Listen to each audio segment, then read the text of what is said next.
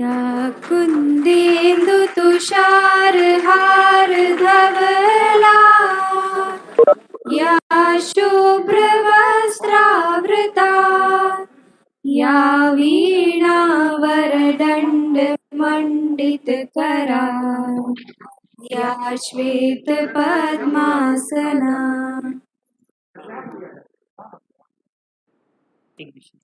एक आवश्यक सूचना, हमारे मुख्यमंत्री श्री मनसुख मांडविया जी की प्रधानमंत्री जी के साथ नरेंद्र मोदी जी के साथ 10:45 में एक मीटिंग है, इसलिए सभी गणमान्य अतिथियों से आग्रह है कि वे समय का ध्यान रखें। अब मैं एम्स देवघर के कार्यकारी निदेशक और CEO professor doctor Saurabh Varshney sir को स्वागत संबोधन के लिए आमंत्रित करता हूं। Thank you, Dr. Ananban. Good morning and Johar to all.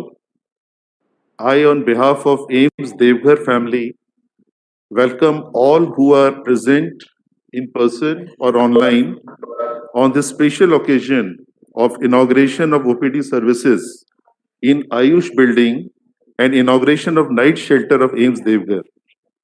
I welcome our chief guest, on Shri Mansukh Mandviya ji, Honorable Union Health and Family Welfare Minister, Shri Hemant Soren ji, Honorable Chief Minister, Jharkhand State, which is represented by Shri Hafizul Hasan Ansari Sahab, Minister of Minority Affairs, Jharkhand Government, Shrimati Dr. Bharti Praveen Pawar ji, Honorable Minister of State, Ministry of Health and Family Welfare, Shri Banna Gupta ji, Minister of Health, Medical Education and Family Welfare, Government of Jharkhand, Dr. Nishikant Dubey ji, Member of Parliament, Lok Sabha, Godda Constituency and Member of Institute Body, Shri P.N. Singh ji, Member of Parliament, Lok Sabha, Dhanbad Constituency and Member of Institute Body, Shri Samir Oran ji, Member of Parliament, Rajya Sabha and Member of an Institute Body, Shri Sunil Soren ji,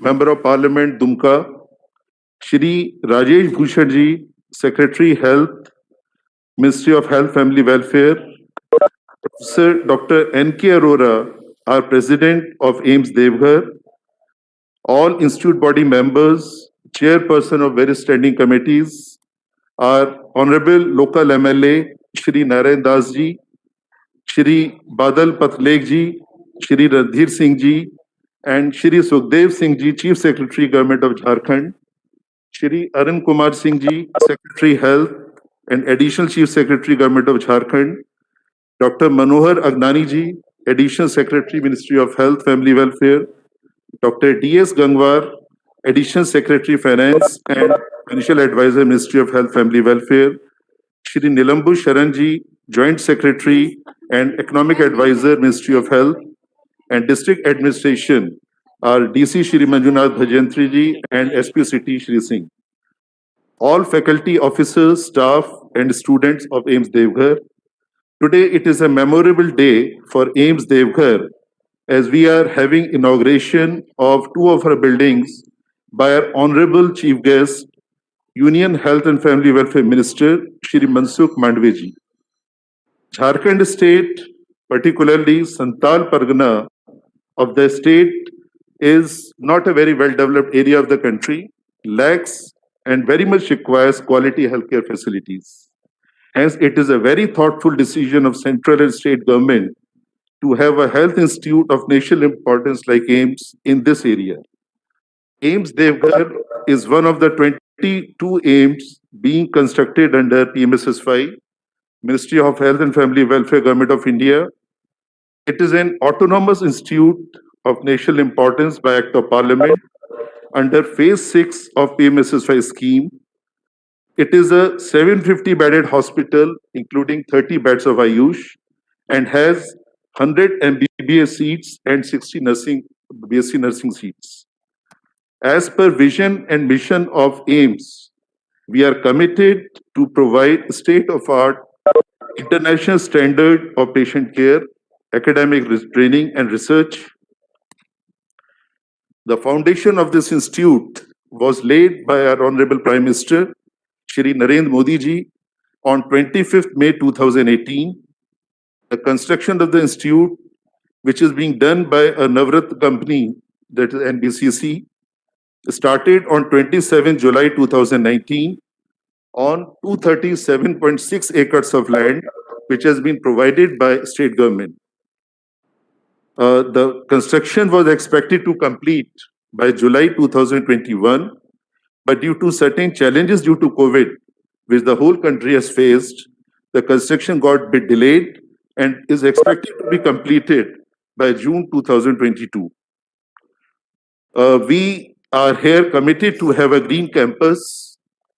I am happy to announce that during the construction, till now, no tree has been cut in the campus, and we are ensuring that campus remains green, and 50,000 trees are being planted by Rotary Club, and 10,000 trees are being planted by district administration to keep the campus green.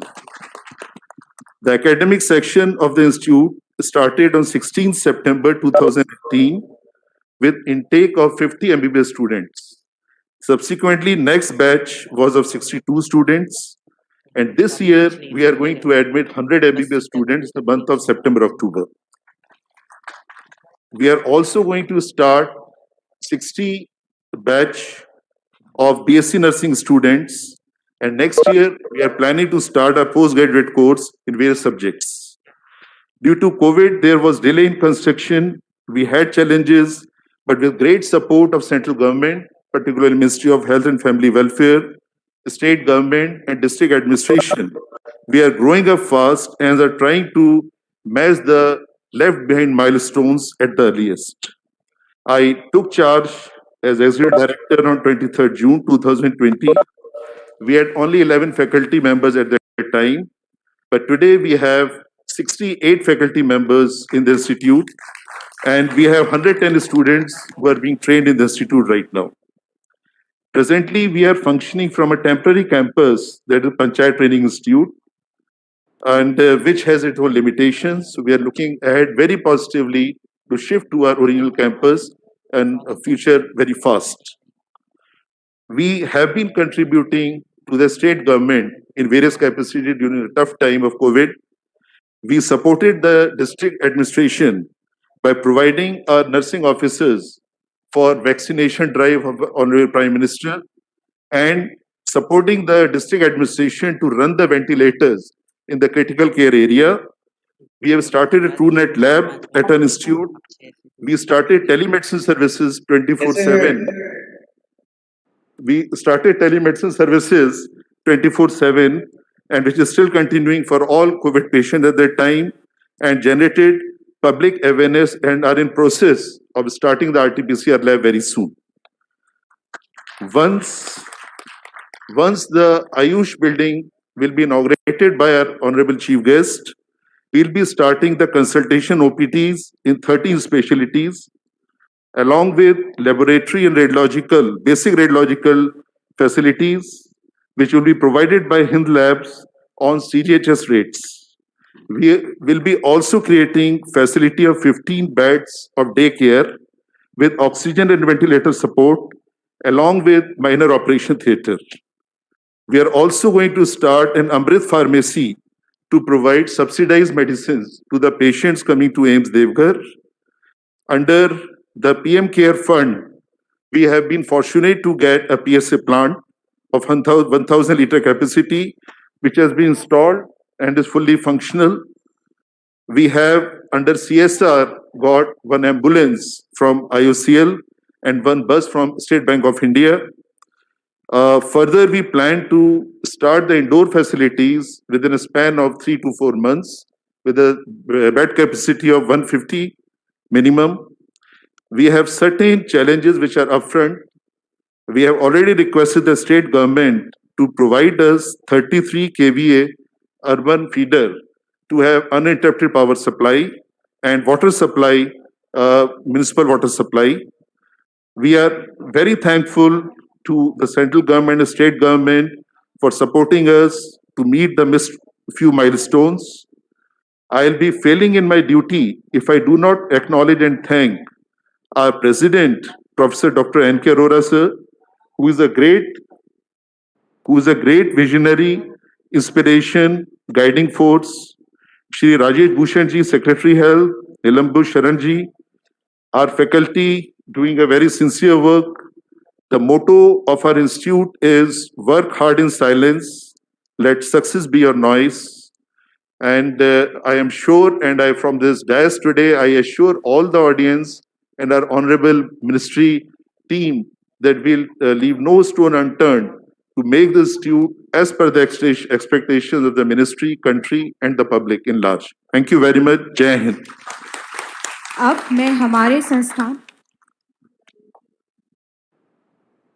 अब मैं केंद्रीय स्वास्थ्य सचिव श्री राजेश भूषण जी को इस अवसर पर अपने विचार प्रकट करने के लिए आमंत्रित करता हूं। माननीय मंत्री स्वास्थ्य एवं परिवार कल्याण विभाग भारत सरकार, माननीय राज्य मंत्री स्वास्थ्य एवं परिवार कल्याण विभाग भारत सरकार, सभी उपस्थित सांसदगण, सभी उपस्थित विधायकगण, वरिष्ठ पदाधिकारीगण, इस अवसर पर जबकि माननीय केंद्रीय मंत्री जी आज 2 भवनों का उद्घाटन कर रहे हैं, एक ओपीडी जो कि आयुष भवन में चलाया जाएगा और दूसरा MBBS की क्लासेस जो कि नाइट शेल्टर में चलाई जाएंगी, मैं आप सबको शुभकामनाएं देता हूं।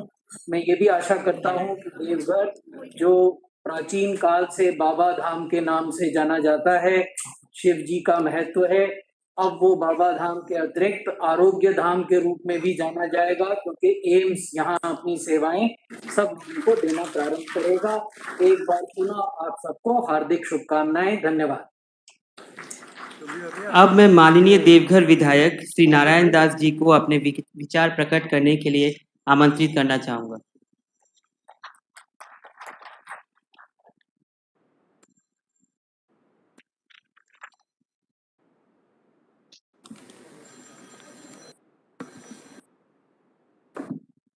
आज के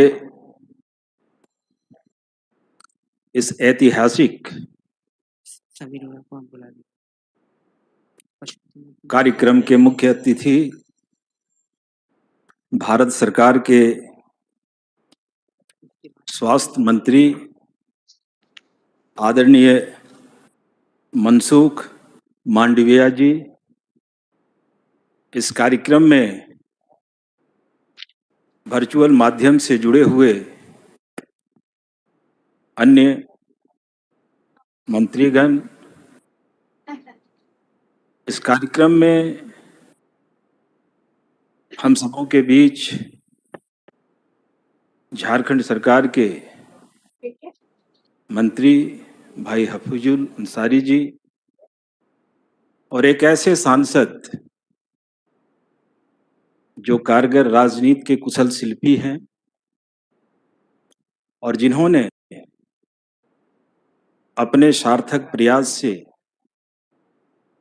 इस बात को परिभाषित किया है कि विकास क्या होता है, विकास की गति क्या होती है और विकास करने के लिए कितनी भगीरथी प्रयास करना होता है।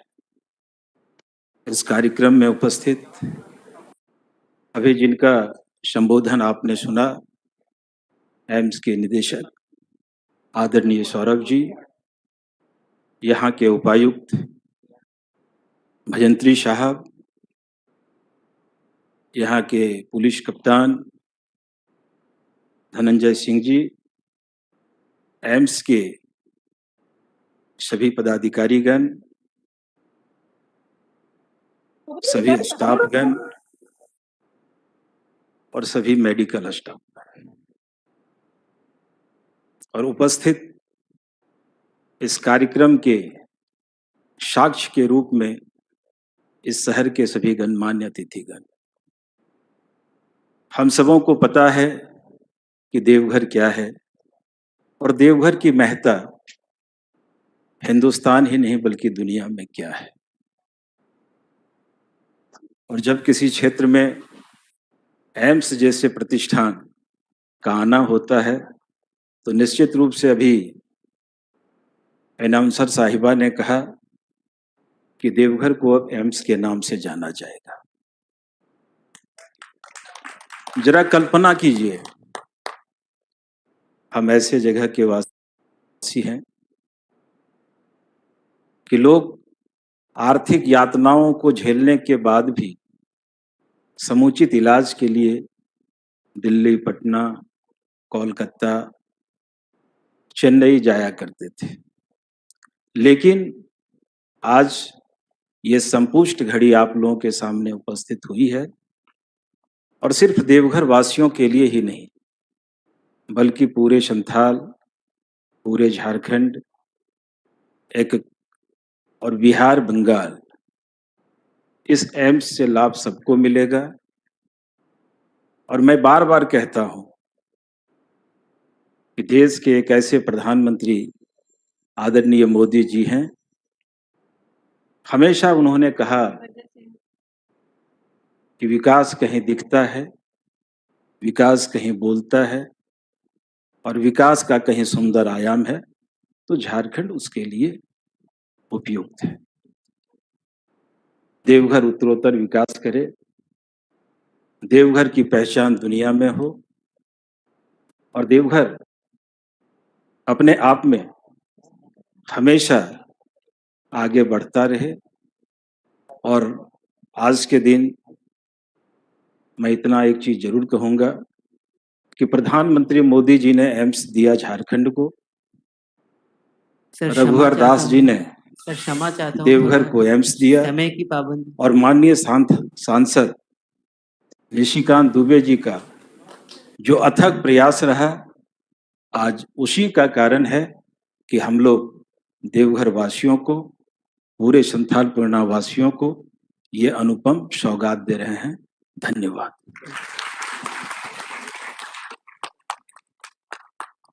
अब मैं हमारे संस्थान के प्रमुख डॉक्टर N.K. अरोरा सर को इस सभा को संबोधित करने का आग्रह करूंगी। धन्यवाद। आदरणीय केंद्रीय स्वास्थ्य मंत्री जी एवं समस्त सम्मानीय अतिथिगण, आज का दिन व्यक्तिगत तौर पे मुझे बहुत भावुक करने का है। आज से 50 साल पहले एम्स दिल्ली में मैंने MBBS छात्र के तौर पे दाखिला लिया था, और 24 अगस्त 1971 को हम लोगों की फ्रेशर्स पार्टी हुई थी। तो उस समय ऑब्वियसली ये कभी सोचा नहीं था कि मैं एक नए एम्स के साथ जुड़ूंगा। साथ ही साथ मैं एक और भी बताना चाहता हूं कि 1983 में मैंने अपना जो पब्लिक हेल्थ, मैं बच्चों का डॉक्टर हूं, पीडियाट्रिशियन हूं, लेकिन पब्लिक हेल्थ का काम संथाल परगना में डायरिया प्रोग्राम शुरू करने से शुरू किया था। उस समय भी मैंने नहीं सोचा था कि इस क्षेत्र से मैं किस प्रकार जुड़ पाऊंगा। तो ये मेरे लिए व्यक्तिगत तौर पे बहुत बड़ा सौभाग्य है। एम्स देवघर के उद्घाटन के उपलक्ष्य में उपस्थित सभी गणमान्य अतिथियों को, संकाय के सदस्य, विद्यार्थी तथा संस्थान के समस्त कर्मचारी गणों को शुभकामनाएं देता हूं। एम्स देवघर की तरफ से हम संकल्प लेते हैं आज कि ये एम्स देश का अग्रणी मेडिकल संस्थान बनेगा। झारखंड और आसपास में किसी भी प्रकार की बीमारी के इलाज के लिए किसी को बाहर जाना ना पड़े, ये हमारा संकल्प है। उतना ही जरूरी है कि हम मेडिकल चिकित्सा के नए मानदंड स्थापित करें, और मैं आप सबके सामने ये एक कमिटमेंट देता हूं कि एम्स देवघर में ट्राइबल हेल्थ रिसर्च का विश्व स्तरीय केंद्र बनाया जाएगा। व्यक्तिगत तौर पे मैं खुद जुड़ने का प्रयास करूंगा। हमारे सभी कामों को सुगम बनाने में और सुविधाओं को उत्कृष्ट बनाने के लिए राज्य सरकार द्वारा जो एक आगे बढ़कर जो सुविधाएं और हमारे को दी जाती हैं, उसके लिए मैं संस्थान की तरफ से झारखंड के नेतृत्व का दिल से धन्यवाद करता हूँ।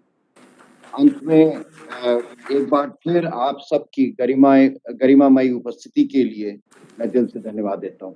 धन्यवाद। धन्यवाद सर। अब मैं एम्स देवघर के संस्थागत निकाय सदस्य माननीय राज्यसभा सदस्य श्री समीर उरांव जी को इस सभा को संबोधित करने का आग्रह करूंगी।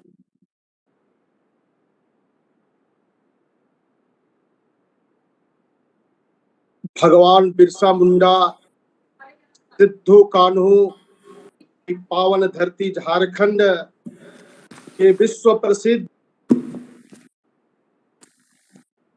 स्थली बाबा बैद्यनाथ के इस देवघर में आज आयुष्मान भवन, बाह्य रोगी सेवाएं एवं रैन बसेरा भवन के इस शुभारंभ उद्घाटन कार्यक्रम में हमारे केंद्रीय मंत्री स्वास्थ्य एवं परिवार कल्याण मंत्रालय, रसायन और उर्वरक मंत्रालय, भारत सरकार, आदरणीय मनसुख भाई मांडविया जी, माननीय केंद्रीय राज्य मंत्री स्वास्थ्य एवं परिवार कल्याण मंत्रालय, आदरणीय डॉक्टर भारती प्रवीण जी, और हमारे झारखंड के मुख्यमंत्री आदरणीय हेमंत सोरेन जी, स्वास्थ्य मंत्री बन्ना गुप्ता जी, और हमारे इस संस्थान के शासी निकाय के अध्यक्ष आदरणीय एनके अरोड़ा जी, हमारे धनबाद के लोकप्रिय सांसद आदरणीय पशुपति नाथ सिंह जी, हमारे इस गोड्डा के लोकप्रिय सांसद और उस क्षेत्र में विभिन्न प्रकार के विकास के कार्यों को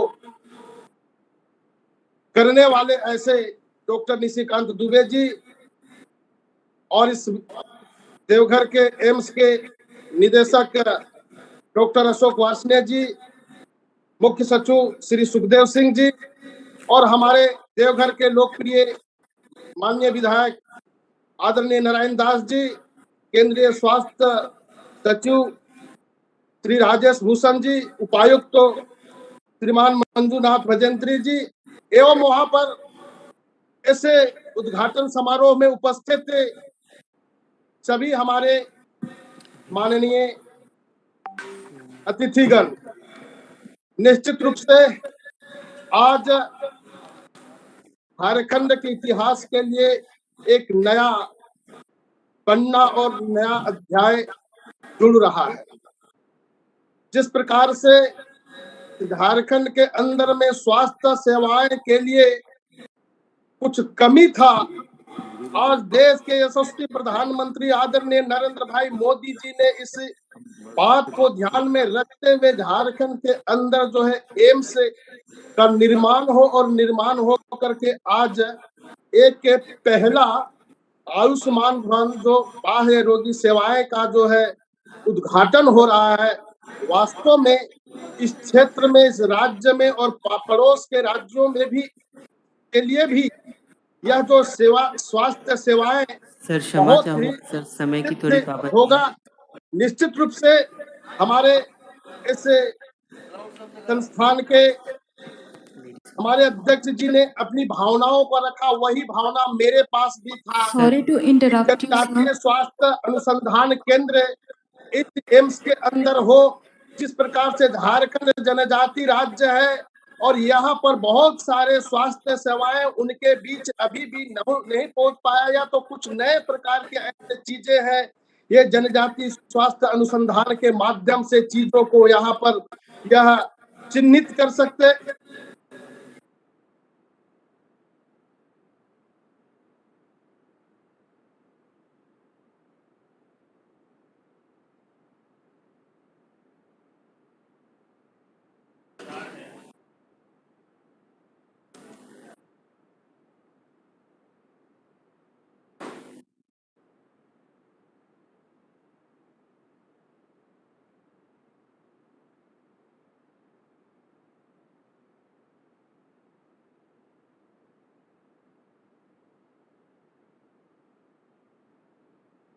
थैंक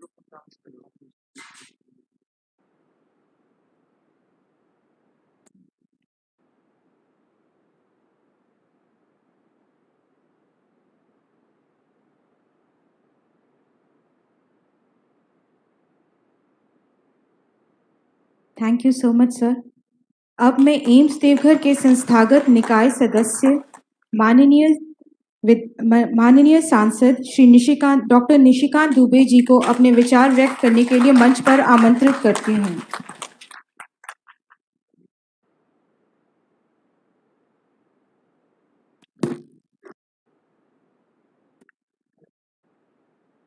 आज के कार्यक्रम में मौजूद हमारे संसद में सहयोगी स्वास्थ्य मंत्री मंडाविया जी,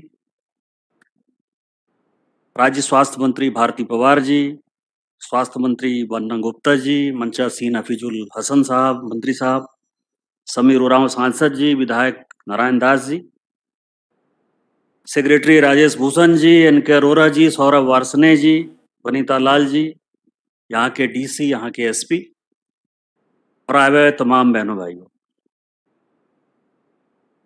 सबों के लिए एम्स मंत्री जी राजनीति का विषय होगा। मेरे लिए ये एम्स एक व्यक्तिगत इमोशनल विषय है। 22 साल की उम्र में मेरी सिस्टर बिना इलाज के, बिना डॉक्टर के मर गई और उसी दिन से मैंने संकल्प लिया कि कभी यदि भगवान ने मुझे मौका दिया तो मेरा सबसे बड़ा काम होगा स्वास्थ्य सुविधा को सुधारना और एक ऐसा इंस्टीट्यूट बनाना जिससे कि कोई माँ, कोई पिता, कोई भाई, कोई बहन, कोई पत्नी, कोई बच्चे इलाज के बिना नहीं मरे। और माननीय प्रधानमंत्री जी ने इसको पूरा किया। जब 2014 में माननीय प्रधानमंत्री जी प्रधानमंत्री बने तो उन्होंने घोषणा की कि वैसे राज्य जहां की एम्स नहीं है वहां ये एम्स बना। इसके लिए मैं पूर्व मुख्यमंत्री रघुवर दास जी का भी शुक्रगुजार हूं, क्योंकि जब 2014 में ये एम्स का प्रपोजल बढ़ने लगा तो यहाँ के जो भी वर्तमान मुख्यमंत्री जी हैं वो इस एम्स को दुमका ले जाना चाहते थे और उसके लिए काफी लड़ाई हुई। और मैं एक ही चीज कहता हूं कि मेरे से विकास के मामले में शायद संघर्ष करना बहुत मुश्किल बात है। इसी तरह का संघर्ष सैनिक स्कूल के लिए चल रहा है। 2012 में सैनिक स्कूल मैंने सैंक्शन किया, उसको पलामू लेके चले गए, कोई उसको दुमका लेके चले गए, फाइनली वो गोड्डा में खुल रहा है। और देवघर एक ऐसी जगह है जहां से कि सभी संथालपुरना के लोगों को और झारखंड के लोगों को सुविधा मिलेगी। 2-3 चीजें मैं कहना चाहूंगा। यहाँ चूंकि हफीजुल हसन साहब बैठे हैं और बन्ना गुप्ता साहब और यहाँ के डीसी और एसपी, जिसके कारण कि पिछले 3 महीने से एम्स का उद्घाटन नहीं हुआ, मैं 2 मिनट में खत्म करूंगा कि कट आउट लगाना बहुत अच्छा है। कट आउट खूब लगाइए डीसी साहब, खूब लगाइए, लेकिन इस एम्स को पानी चाहिए। पानी की सुविधा के लिए क्या कर रहे हैं आप? यहां बिजली चाहिए, बिजली की सुविधा के लिए क्या कर रहे हैं आप? पिछले 3 साल से यहां का बाईपास रोड बनना है, जिससे चौड़ा रोड बनना है, उसका जो है लैंड एक्विजिशन का प्रोसेस चालू करते हैं और उसको बंद कर देते हैं। आज यहां प्रधानमंत्री आते, मनसुख मंडाविया साहब से मेरी लगातार बातचीत हुई। प्रधानमंत्री जी यहां बाबा का पूजा करना चाहते हैं, इस एम्स को देखना चाहते थे, इस एयरपोर्ट को देखना चाहते हैं। इस एयरपोर्ट का जो है आप रोड नहीं बना रहे हैं। 8 महीने 9 महीने से मुख्यमंत्री उस रोड की फाइल को रोके हुए हैं। किस तरह की घटिया राजनीति कर रहे हैं? एयरपोर्ट किसके लिए? एम्स किसके लिए? जनता के लिए। केवल जो है कटआउट लगा देने से कोई बहुत बड़ा काम नहीं हो जाता है। इसलिए मेरा आग्रह है कि यहां जितनी भी समस्या है उस समस्या का समाधान करिए, यहां के क्षेत्र के लोगों का विकास करिए और अच्छा काम करिए। और अखिल भारतीय स्तर के यदि पदाधिकारी हैं तो उस पदाधिकारी होने का कोई काम करिए। इन्हीं शब्दों के साथ जय हिंद, जय भारत।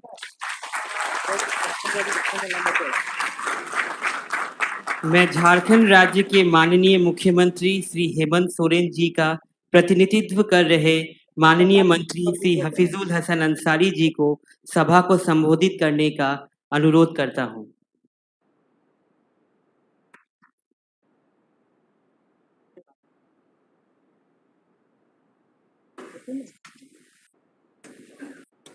सिद्धू कानू के धरती और बाबा बैजनाथ धाम के धरती पर एम्स के उद्घाटन समारोह में उपस्थित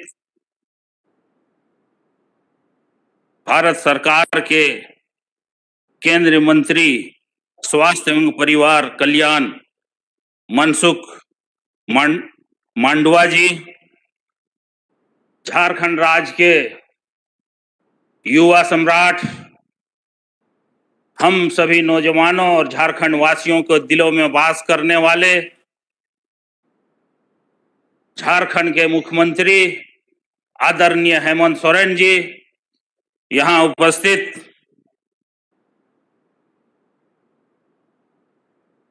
गोड्डा लोकसभा के सांसद निशिकांत दुबे जी, इस क्षेत्र के विधायक भाई नारायण दास जी, यहाँ उपस्थित डीसी साहब, एसपी साहब, आप सबों को मेरे ओर से बहुत बहुत धन्यवाद। सभी मीडिया बंधु को, जनप्रतिनिधिगण को, अधिकारीगण को, सभी भाई बहनों एवं तमाम बुद्धिजीवियों, आप सबों को मैं, सभी झारखंड वासियों को हमारे राज्य के मुखिया माननीय हेमंत बाबू की तरफ से स्वागत, अभिनंदन, जोहार और सलाम पेश करता हूं। आज सौभाग्य की बात है कि एम्स का हम लोग उद्घाटन कर रहे हैं, लेकिन अगर झारखंड राज्य नहीं बनता तो शायद यहाँ एम्स भी नहीं बनता। झारखंड राज्य बनाने में हमारे आदर्श झारखंड के गांधी, अपना जीवन झारखंड अलग राज्य में बिता देने वाले परम आदरणीय दिसम गुरु शिबू सोरेन जी का आज उनका मैं भी शुक्रिया अदा करता हूं, और साथ ही साथ उस वक्त के प्रधानमंत्री जिन्होंने झारखंड राज्य अलग किए, आदरणीय स्वर्गीय अटल बिहारी वाजपेयी जी का भी मैं बहुत बहुत शुक्रिया अदा करता हूं। जैसा कि हम सभी जानते हैं कि स्वास्थ्य शरीर में ही स्वस्थ आत्मा का निवास होता है। आधुनिक चिकित्सा द्वारा ही गंभीर से गंभीर रोगों का इलाज आज के युग में संभव है। इस कड़ी में पहला एम्स संस्था की स्थापना भारत के प्रथम प्रधानमंत्री पंडित जवाहरलाल नेहरू जी के द्वारा की गई है। हम सबों को ज्ञात है कि एम्स भारत का सबसे बेहतरीन चिकित्सा संस्था है और करोड़ों भारतीयों और विदेश के लोगों को जीवन दान देने में सबसे अग्रणी है। एम्स दिल्ली जाकर हमारे झारखंड, बिहार, बंगाल और पूर्वोत्तर भारत के लोगों को इलाज करना सबसे कठिन कार्य है। झारखंड जैसे संसाधन संपन्न परंतु गरीब राज्य में एम्स की स्थापना कर उसे चालू करने के लिए हम भारत सरकार को धन्यवाद देते हैं। जैसा कि आप सभी अवगत होंगे कि देवघर एम्स की लागत 730 करोड़ रखी गई है। साथ ही अन्य एम्स को 1100 करोड़ दिया गया है। हम भारत सरकार से आग्रह करते हैं कि देवघर एम्स के साथ विभेद न कर उसे भी और अधिक उन्नत बनाएं। आज एम्स का उद्घाटन हो रहा है, इसके लिए राज्य सरकार की पहल अत्यंत ही सराहनीय है। राज्य सरकार ने एम्स के लिए 237 एकड़ जमीन उपलब्ध कराकर केंद्र राज्य संबंध को मजबूत किया है। राज्य सरकार का जमीन, पानी, बिजली, रोड सभी तरह की सुविधा उपलब्ध कराने को तैयार है और झारखंड सहित आसपास के राज्यों के गरीब, लाचार एवं जरूरतमंद लोगों को न केवल स्वास्थ्य का ख्याल रखा, साथ ही साथ रोजगार सृजन की भी एक बेहतरीन अवसर है। आज के बाद एम्स देवघर में ओपीडी में 11 विभाग चालू हो जाएंगे। इसके साथ ही मेरा सुझाव है कि तीर्थ और चतुर्थ वर्ग की नियुक्तियों में 75% यहाँ के स्थानीय व्यक्तियों की नियोजन का लाभांश का सुनिश्चित करें। जिस परिवार का जमीन अधिग्रहण हुआ है उन सभी को प्राथमिकता के आधार पर नियुक्त किया जाए। अंत में भारत सरकार को धन्यवाद देता हूं, एम्स के शुभकामना देते हुए अपने राज्यवासियों को एम्स समर्पित करते हुए सभी राज्य एवं भविष्य के लाभान्वित होने वाले नागरिक को बेहतर स्वास्थ्य की कामना करते हुए अपनी वारी को विराम देता हूं। जय हिंद, जय झारखंड। अब मैं झारखंड राज्य के माननीय मंत्री स्वास्थ्य एवं परिवार कल्याण विभाग, चिकित्सीय शिक्षा विभाग और आपदा प्रबंधन विभाग श्री बन्ना गुप्ता जी को सभा को संबोधित करने के लिए आमंत्रित करता हूं। संबोधित करने लगा बन्ना गुप्ता।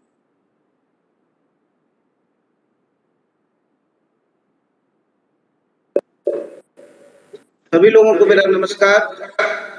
आज बाबा साहिब की नगरी में एम्स के ओपीडी के उद्घाटन समारोह में माननीय केंद्रीय स्वास्थ्य मंत्री आदरणीय मनसुख मांडविया जी, केंद्रीय राज्य मंत्री आदरणीय डॉक्टर आरती प्रवीण पवार जी, हमारे माननीय मुख्यमंत्री आदरणीय हेमंत सोरेन जी, हमारे मंत्रिपरिषद के सदस्य भाई हाफिज साहब, बड़े भाई निशिकांत दुबे जी, बड़े भाई गार्जियन स्वरूप हमारे धनबाद के सांसद पशुपति नाथ पारस जी, बड़े भाई समीर उरांव जी, माननीय विधायक नारायण दास जी, मेरे साथ बैठे माननीय विधायक श्री बेंची नारायण जी, एम्स के डायरेक्टर आदरणीय सौरभ वैष्णव जी और उपस्थित सभी चिकित्सा शिक्षा और परिवार कल्याण विभाग के सभी लोगों को बहुत बहुत मैं शुभकामना देता हूँ, बहुत बहुत बधाई देता हूँ कि आज हम सभी लोग मिलकर अपने राज्य के लिए मानवीय मूल्यों की रक्षा करने के लिए ओपीडी के इस शुभारंभ समारोह में सम्मिलित हुए हैं। इसमें 15 हमारे डे केयर यूनिट के भी बेड लग रहे हैं और एमबीबीएस की भी पठन पाठन की व्यवस्था हो रही है और आगे ये एक एम्स जो है इस झारखंड के स्वास्थ्य विभाग के लिए एक मील का पत्थर साबित होगा, ऐसी मैं परमपिता परमेश्वर से कामना करता हूँ, प्रार्थना करता हूँ। बड़े भाई आदरणीय निशिकांत दुबे जी की बात को सुन रहा था। आदरणीय निशिकांत साहब, जब तक मैं इस राज्य का स्वास्थ्य मंत्री हूँ, मैं पूरी गंभीरता और दृढ़ता से ये कहता हूँ कि स्वास्थ्य चाहे केंद्र हो चाहे राज्य हो, स्वास्थ्य राजनीति का विषय न था, न है और न रहेगा। और हम आप सब मिलकर इस राज्य में अंतिम पायदान में खड़े व्यक्ति की अभिव्यक्ति की सपने को साकार करने के लिए आगे बढ़ेंगे। और जहां तक पानी, बिजली, सड़क या वहां एयरपोर्ट की समस्याएं हैं, आप भी आइए, हम भी बैठे, हम दोनों बैठकर माननीय मुख्यमंत्री जी के साथ बैठकर कि ये सरकार जनता के लिए, जनता के द्वारा चुनी गई सरकार है, इसलिए जनता ही हमारी और आप सभी की मालिक है। इसलिए राजनीति में हो सकता है कि विचारों का मतांतर राजनीति में होता है और राजनीति में विचारों का मतांतर होना स्वस्थ लोकतंत्र की पहचान है, इससे इनकार नहीं किया जा सकता है। लेकिन विचारों के मतांतर हमारे व्यक्तिगत मतभेद के रूप में कभी नहीं परिणित होंगे। और आइए हम आप सब मिलकर समृद्ध झारखंड, स्वस्थ झारखंड, उत्तम झारखंड की परिकल्पना को साकार करें। और मैं पूरा उम्मीद करता हूं कि ये एम्स मील का पत्थर साबित होगा और इसमें जो अभी हमारे भाई हाफिज साहब ने कहा कि 780 करोड़ रुपया का जो इंफ्रास्ट्रक्चर के लिए तय राशि है, उस राशि को बढ़ाने का निवेदन किया है। और यदि झारखंड राज्य की सोच अच्छी नहीं होती तो फिर 237 एकड़ जमीन, क्योंकि ये कोई सरकार स्थायी नहीं होती है, जनता ही स्थायी होती है। सरकार आएगी जाएगी, लेकिन जनता के हितों की रक्षा करना ही हमारा धर्म और लक्ष्य है। इसलिए मैं आपको विश्वास देता हूँ और माननीय मुख्यमंत्री एक अच्छे और बड़े निष्पक्ष आदमी है। हो सकता है कि थोड़ी बहुत राजनीतिक महत्वाकांक्षा आपकी हमारी अलग हो सकती है, लेकिन राज्य हित में हम आप एक है।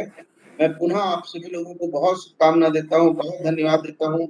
आशा विश्वास करता हूँ कि हम आप मिलकर इस एम्स को इस राज्य की जनता की आशा आकांक्षाओं का प्रतीक बनाएंगे। बहुत बहुत धन्यवाद, बहुत बहुत शुभकामनाएं। अब मैं माननीय केंद्रीय राज्य स्वास्थ्य मंत्री श्रीमती भारती प्रवीण पवार जी को निवेदन करता हूं कि वे इस अवसर पर अपने विचार रखें। नमस्कार। आज के कार्यक्रम में उपस्थित माननीय श्री मनसुख मांडविया जी, केंद्रीय स्वास्थ्य एवं परिवार कल्याण मंत्री, श्री बन्ना गुप्ता जी, श्री हाफिजुल हसन, निशिकांत दुबे, पशुपति नाथ सिंह जी, समीर ओराव जी, नारायण दास जी, एन.के. अरोरा जी, सौरभ जी, माननीय श्री राजेश भूषण जी, सभी वरिष्ठ अधिकारीगण, छात्र, विशिष्ट अतिथिगण, मीडिया के सभी सदस्य, सभी मान्यवर। आज हमारे लिए बहुत ही भाग्य का दिन है कि आज भगवान बिरसा मुंडा की पावन भूमि में आज इस शुभ अवसर पर सभी झारखंड वासियों के लिए एम्स देवघर की जो आज शुरुआत हो रही है, सभी को मैं बहुत बहुत हार्दिक बधाई देती हूँ। यह सुविधा तो मिलेगी देवघर एम्स के माध्यम से न केवल झारखंड बल्कि पड़ोसी राज्य के लोगों की चिकित्सा सुविधा को भी लाभ मिलेगा। हम सब जानते हैं कि आजादी के इतने दशकों के बाद भी देश में केवल 6 एम्स बनाए गए। वर्ष 2003 में अटल जी की सरकार ने 6 नए एम्स की स्थापना के लिए कदम उठाए थे और उनके बाद 2014 में माननीय श्री नरेंद्र भाई मोदी जी के नेतृत्व में हर राज्य में एम्स विकसित करने की नीति विकसित हुई। आज सरकार ने स्वास्थ्य क्षेत्र में समग्र रूप से काम करने तथा रोग निवारक देखभाल पर जोर दिया है। इसके अलावा आधुनिक उपचार जिसे कि प्राथमिकता दी गई है, डॉक्टरों की संख्या में तेजी से वृद्धि करने पर भी जोर दिया गया है। सभी के लिए सस्ते से सस्ते इलाज की व्यवस्था हो सके, इस पर विशेष ध्यान दिया गया है। इसी उद्देश्य से माननीय प्रधानमंत्री श्री नरेंद्र मोदी जी के भविष्य द्रष्टा नेतृत्व के तहत झारखंड में अखिल भारतीय आयुर्विज्ञान संस्थान देवघर उन अनेक नए एम्स में से एक है। ये एक महत्वाकांक्षी योजना भी है जिसकी आधारशिला रखी गई थी। भारत के विभिन्न अंगों में एक नए एम्स स्थापित करने का उद्देश्य किफायती तृतीयक स्वास्थ्य परिचर्या में व्याप्त कमियों को दूर करने के साथ साथ भारत के आम लोगों के बीच आरोग्य की परिकल्पना का प्रचार प्रसार करना भी है। एम्स देवघर का अनुमोदन केंद्रीय मंत्रिमंडल द्वारा 2018 को 1103 करोड़ की लागत पर किया गया है। एम्स देवघर 750 बिस्तरों वाला अस्पताल होगा जिसमें स्पेशलिटी, सुपर स्पेशलिटी विभाग, अभिघात केंद्र सुविधा, एमबीबीएस के छात्रों को medical college, nursing college, Ayush, आवासीय परिसर और संबद्ध सुविधाएं सेवाएं होगी। आज उद्घाटन की जा रही ओपीडी को यह सेवा आयुष बिल्डिंग से प्रारंभ होगी और एमबीबीएस 2019 बैच के द्वितीय वर्ष को छात्रों का प्रशिक्षण एम्स देवघर परिसर की नई बिल्डिंग से आरंभ होगा। इस समय विविध रोगों संबंधी ओपीडी परामर्श सेवाओं का आरंभ भी किया जा रहा है। यहाँ पर डे केयर सेवाएं के लिए 15 बिस्तरों की व्यवस्था भी हो गई है। एम्स देवघर के बाद पूरी क्षमता के साथ कार्यशील हो जाने पर स्पेशलिटी विभागों की संख्या बढ़कर 18 और सुपर स्पेशलिटी विभागों की संख्या बढ़कर 17 हो जाएगी। आज पूरा विश्व कोरोना जैसे महामारी से जूझ रहा है। इसको ध्यान में रखते हुए हमारे एम्स जैसे सक्षम संस्थान ऐसी चुनौतियों का सामना करने में बहुत कारगर साबित होंगे। यह मेरा विश्वास है कि माननीय प्रधानमंत्री श्री नरेंद्र मोदी जी के भारत भविष्य के स्वास्थ्य और स्वास्थ्य के भविष्य क्षेत्र में future for health and health of the future इस महत्वपूर्ण भूमिका निभाएगा। इस लक्ष्य को पूरा करने में हम सब सफल होंगे। हम सभी को मिलकर यह सुनिश्चित करने की आवश्यकता है कि एम्स देवघर अपनी पूरी क्षमता से कार्य करे और झारखंड की जनता को सेवाएं प्रदान करे। मैं इस संस्थान के विकास के लिए अपनी शुभकामनाएं देती हूँ और सभी छात्रों के उज्जवल भविष्य की कामना करती हूँ। जय हिंद, जय भारत।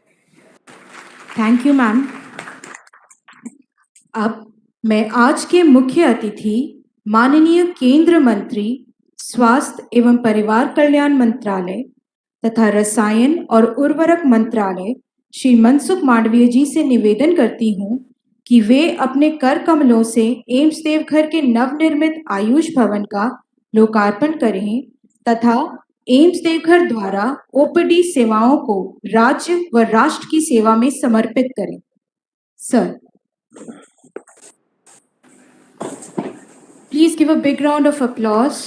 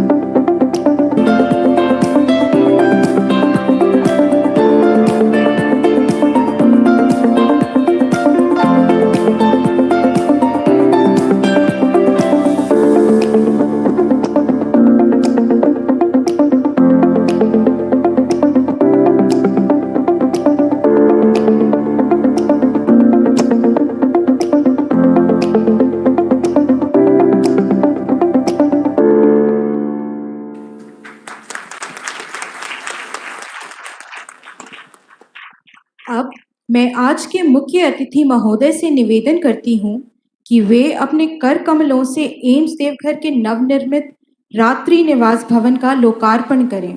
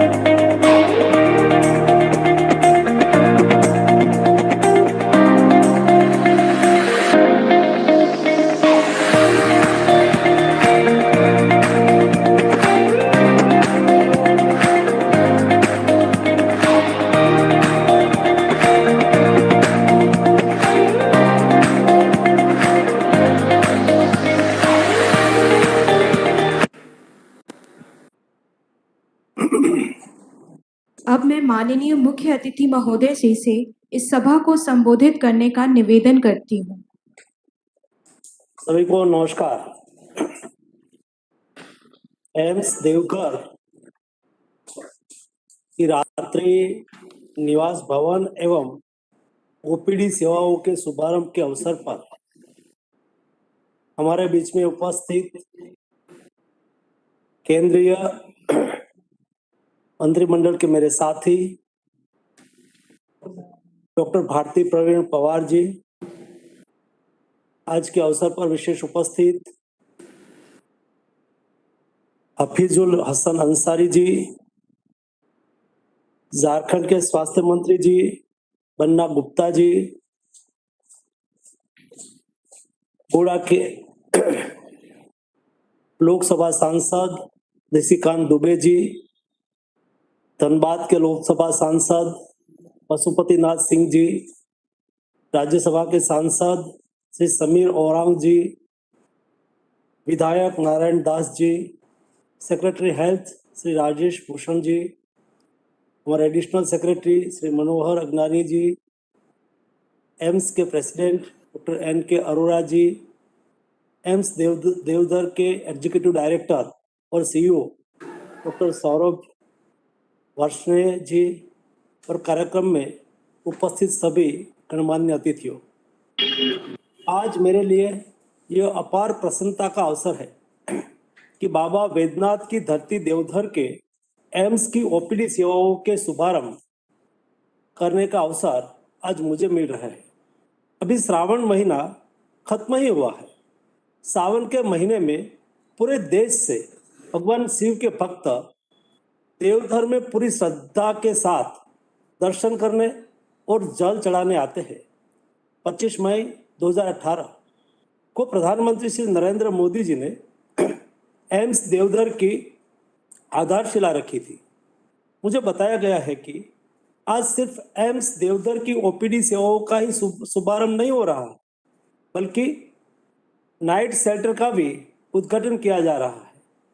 एक तरफ ओपीडी सेवाओं की शुरुआत से लोगों को देवधर में ही बेस्ट मेडिकल फैसिलिटी मिल पाएगी, लोग अपना इलाज करा पाएंगे, तो दूसरी तरफ नाइट शेल्टर दूर दराज के गांव से यहाँ इलाज कराने वाले लोगों को ठहरने का आश्रय देगा, ताकि वे आसानी से यहाँ रह सके और अपना पूरा इलाज करा के अपने घर वापस लौट सके। देवधर जिले की आबादी तकरीबन 15 लाख है, लेकिन एम्स देवधर का लाभ सिर्फ इसी जिले के लोगों को नहीं मिलेगा, बल्कि झारखंड राज्य के 3.19 करोड़ से अधिक लोग इस अस्पताल की सेवाओं का लाभ ले सकेंगे। झारखंड में आदिवासी समाज के हमारे भाइयों एवं बहनों की बड़ी संख्या है। मुझे खुशी है कि उन्हें अब बिरसा मुंडा की धरती झारखंड में अपने आसपास में ही सर्वश्रेष्ठ स्वास्थ्य सेवाएं देने का काम एम्स देवधर करेगा। कोरोना काल में पूरे देश और पूरी दुनिया ने देखा कि प्रधानमंत्री श्री नरेंद्र मोदी जी के नेतृत्व वाली सरकार ने देशवासियों को इस महामारी से बचाने के लिए किस प्रतिबद्धता के साथ काम किया। इस पूरे संकट काल में श्री नरेंद्र मोदी जी की सरकार देश के सभी राज्यों और केंद्र शासित प्रदेशों के साथ एकजुट होकर खड़ी रही। कोरोना से निपटने के लिए मोदी सरकार ने ECRP 1 और ECRP 2 के तहत अभी तक झारखंड सरकार को 262 करोड़ रुपए की मदद की है, ताकि प्रदेश में कोविड से निपटने के लिए जरूरी इंफ्रास्ट्रक्चर डेवलप किया जा सके। प्रधानमंत्री श्री मोदी जी के जब न्यू इंडिया की बात करते हैं तो उसमें स्वास्थ्य भारत की परिकल्पना शामिल है। मुझे पूरा विश्वास है कि एम्स देवधर इस लक्ष्य को पूरा करने में बेहद उपयोगी साबित होगी। एम्स देवधर की स्थापना श्री मोदी जी ने स्वास्थ्य सुरक्षा योजना के तहत की थी। इस योजना का एक लक्ष्य यह है कि टर्सरी हेल्थ केयर सर्विस के मामले में रीजनल इनबैलेंस दूर किया जाए, साथ ही देश में क्वालिटी मेडिकल एजुकेशन सुनिश्चित किया जाए। 1113 करोड़ रुपए की लागत से, माननीय मंत्री जी कह रहे थे कि 450 करोड़ रुपीस दिया है, जी नहीं, हम सभी एम्स के लिए एक ही यूनिफॉर्म हमने रूल्स तय किया और सभी एम्स को 1100 करोड़ से नियरेस्ट आवंटन करना है।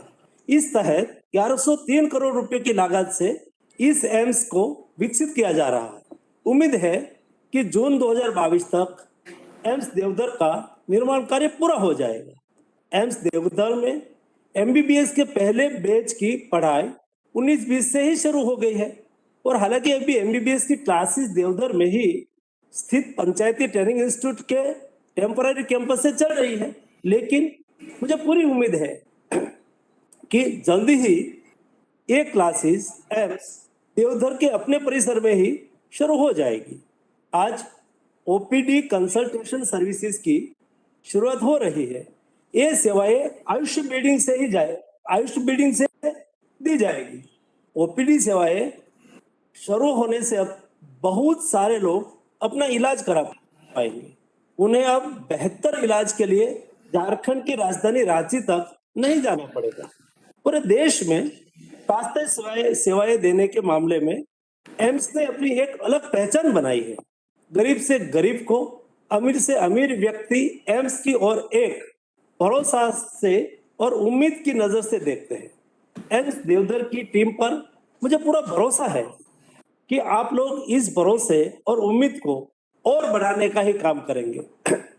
एम्स के प्रति इसी भरोसे और एम्स की स्वास्थ्य सेवाओं की उच्च गुणवत्ता को ध्यान में रखते हुए प्रधानमंत्री श्री नरेंद्र मोदी जी एम्स का विस्तार पूरे देश में करने के काम में आज लगे हुए हैं। अब तक 22 नए एम्स को मंजूरी दी गई है। मुझे बताते हुए खुशी हो रही है कि इनमें से फेज 1 के तहत स्थापित किए गए 6 एम्स आज पूरी तरह से फंक्शनल है। भोपाल, भुवनेश्वर, जोधपुर, पटना, रायपुर और ऋषिकेश के एम्स आज देश के जन जन की सेवा में लगे हुए हैं। आने वाले समय में 22 नए एम्स देश की जनता की सेवा करेंगे। जिस दिन ये सारे नए एम्स पूरी तरह से काम करने लगेंगे, उस दिन इन राज्यों के लोगों को जरूरी इलाज के लिए दिल्ली एम्स या देश के दूसरे बड़े शहरों के बड़ी अस्पतालों का रुख नहीं करना पड़ेगा। अंत में मैं पंडित दीनदयाल उपाध्याय जी की अंत्योदय की बात का उल्लेख करना चाहूंगा। पंडित दीनदयाल उपाध्याय जी कहते थे कि आज भी हम कोई काम करें तो हमारे सामने समाज के सबसे नीचे के पायदान पर बैठे व्यक्ति का चेहरा होना चाहिए। हमें यह सोचना चाहिए कि हमारे काम से उसका क्या भला हो रहा है। एम्स देवधर की शुरुआत एक ऐसे वक्त में हो रही है जब हम कोरोना महामारी का सामना कर रहे हैं। ऐसे समय में यह काम करने वाले डॉक्टर और दूसरे स्वास्थ्य कर्मियों की जिम्मेवारी और बढ़ जाती है। मुझे पूरी उम्मीद है कि आप सब लोग संकट के इस दौर में आपके अस्पताल में बड़ी उम्मीदों के साथ आने वाले लोगों की अपेक्षाओं पर खड़े उतरेंगे। एम्स देवधर की पूरी टीम से मेरी यह अपेक्षा है कि आप सब लोग को जमीनी स्तर पर सेवा भाव से काम करने का अवसर मिला है। आपके यहाँ जो भी लोग इलाज के लिए आए, उनके प्रति मन में सेवा का भाव रखकर आपको काम करना है। आप जब ऐसा करेंगे तो आप न सिर्फ जरूरतमंद लोगों का इलाज कर रहे हैं, लेकिन आप एक बेहतर समाज के निर्माण का भी माध्यम बनेंगे। इन्हीं शब्दों के साथ मैं आपने बात पूरी करता हूं और आप सब लोगों को अनेक शुभकामनाएं व्यक्त करता हूं। धन्यवाद। आपके प्रेरणादायक शब्दों एवं विचारों के लिए आपका आभार सर। अनुष्ठान के अंत में मैं हमारी associate dean academics professor doctor Vanita Lal madam को धन्यवाद ज्ञापन हेतु आमंत्रित करता हूं। हमारे सबसे वरिष्ठ अतिथि